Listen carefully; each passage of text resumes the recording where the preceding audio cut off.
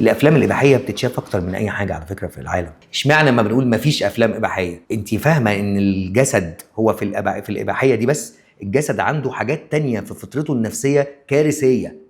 الانتقام انت بتغذيه، ده انيل من الافلام الاباحيه. فكره ان البيوت مخروبه والطلاق يبقى عادي والراجل بيضرب مراته فكره ان انا دلوقتي بقى الحب عيب في المسلسلات والافلام، وان انا المشاعر انها تظهر بعيب، في حاجه انيل كمان وانه الانتقام والضرب والشتيمه ده عادي. ان الفقر مظلوميه، فانت لازم تنتقمي عشان تاخدي حقك بدراعك، وده مش حقيقي، ده ضد البلد عموما.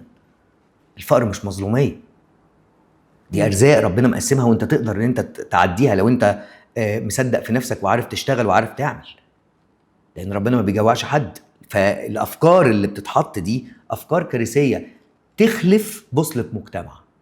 فاللي انا بقوله لك ده من اخطر ما يمكن، فهنا لازم يبقى في منع.